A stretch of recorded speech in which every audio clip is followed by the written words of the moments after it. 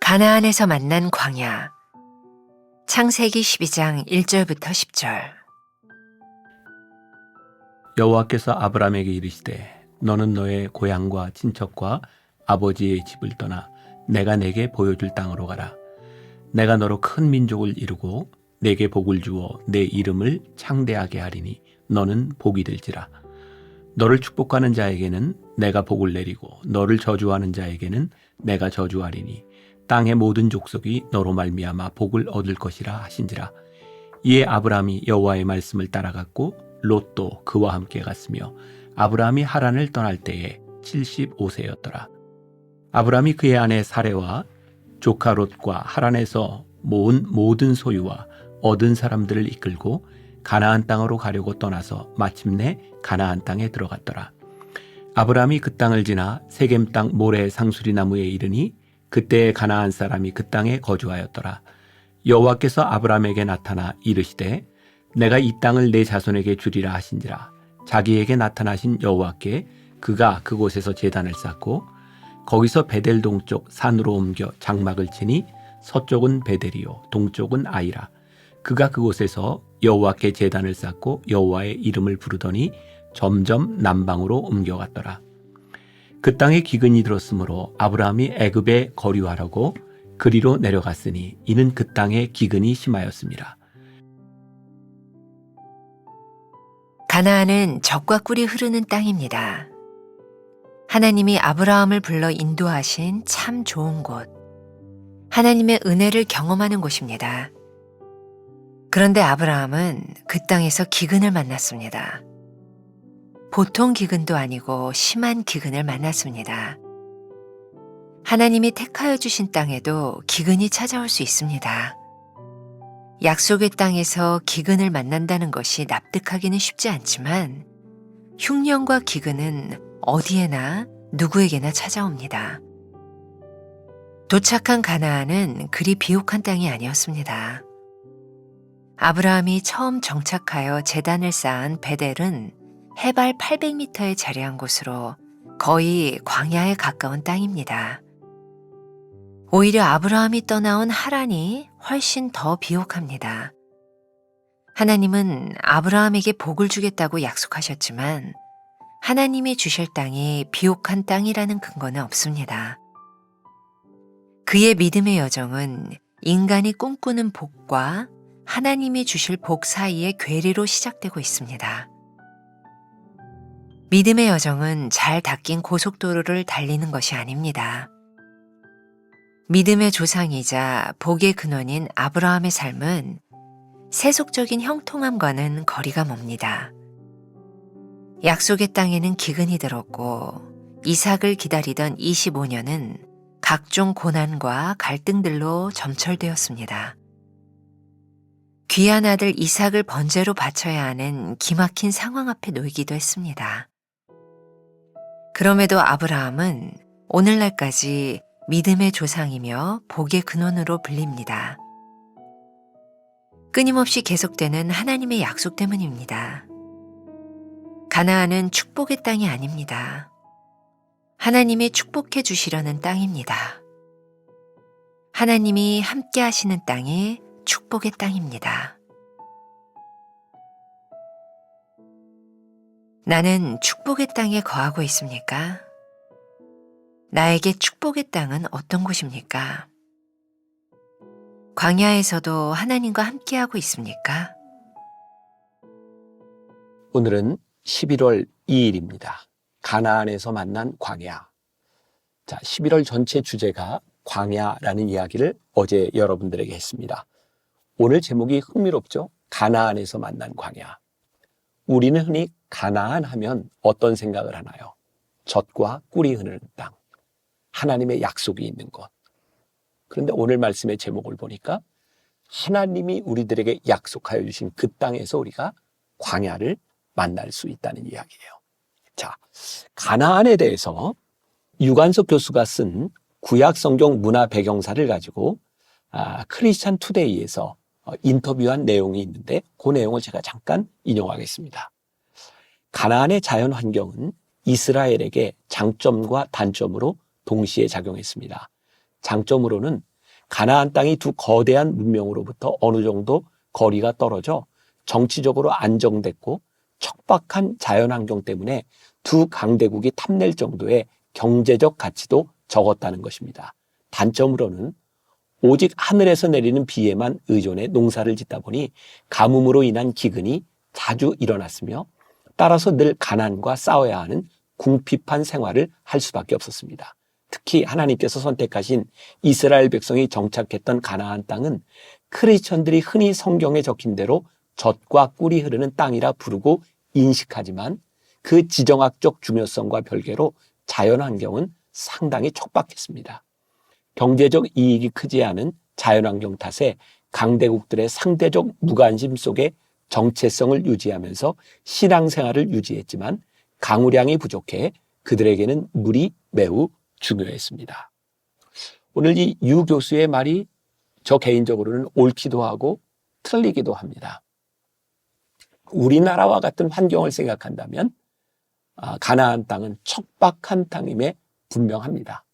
그러나 40년 광야를 지났던 이스라엘 사람들에게 가나안은 아마 그렇게 척박하게 느껴지지 않았을지도 모릅니다. 어쩌면 젖과 꿀이 흐르는 땅처럼 느껴졌을지도 모릅니다. 제가 헤브론에 갔을 때 헤브론 전 지역이 포도밭으로 되어 있는 것을 보게 되었어요. 사실 헤브론에 오기 전에 그 남쪽에 그 네겝 광야나 이런 에돔 땅들을 보면 포도송이가 열리기는 정말 불가능한, 상상할 수도 없는 곳, 그 땅이 헤브론에서 펼쳐지고 있으니까 아마 젖과 꿀이 흐르는 땅이다 이렇게 볼 수도 있었을 것 같아요. 또 그런가 하면 이스라엘은 정확하게 건기와 우기로 나뉘어져 있어서 우리나라로 이야기한다면 한 10월부터 그 다음에 한 2, 3월까지는 우기이기 때문에 정말 가면 그 땅에 푸른 풀과 열매들이 있는 것을 보게 되고 꽃도 보게 됩니다. 비옥한 땅처럼 보였을 수도 있겠다.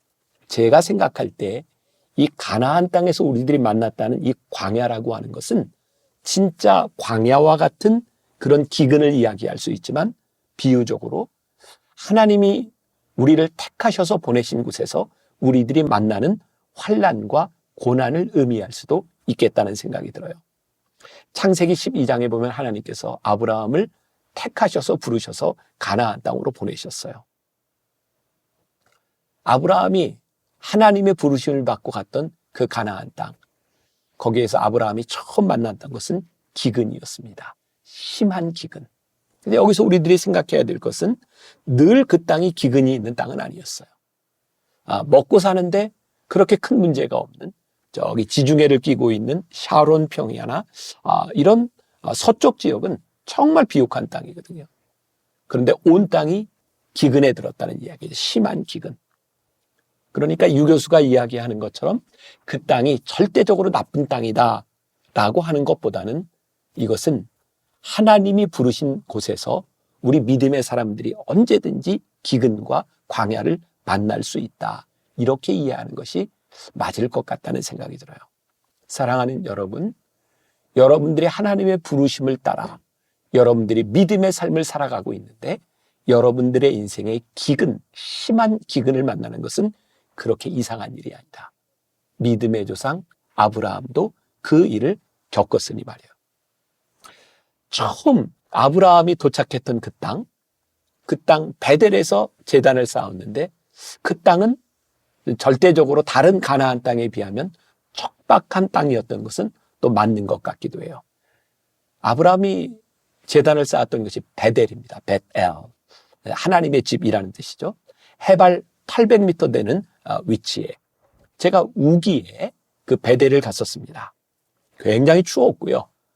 그 베델이라고 하는 지역은 정말 황량한 지역이었어요.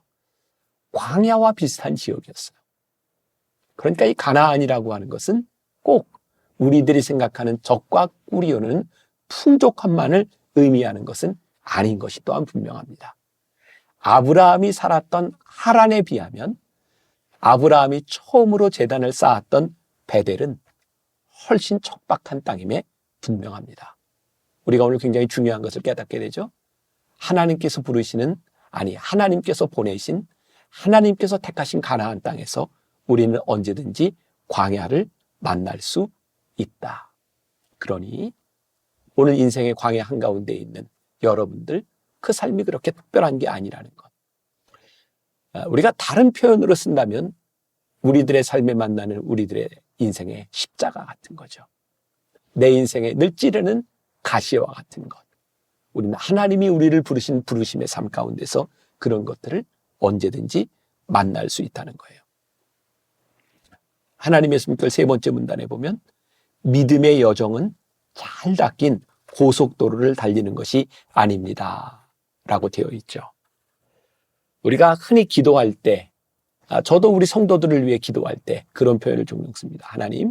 하나님의 부르심을 받은 이 성도의 삶에 시온의 대로가 열리게 하여 주옵소서. 시온의 대로. 우리들이 어떤 걸 꾼 거예요? 진짜 우리들의 인생에 걸림돌이 하나도 없는 쫙 뚫려진 고속도로와 같은 것.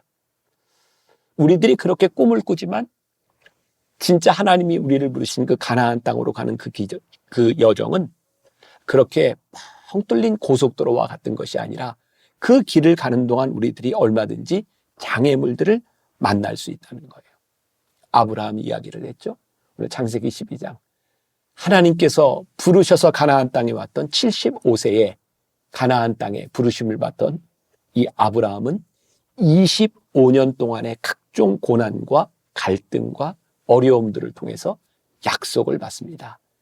이삭을 얻게 된 것은 그 가나안 땅에서 그의 인생에 참 힘들고 어려웠던 25년의 시간을 지난 다음에 그에게 왔던 축복이었던 것이죠.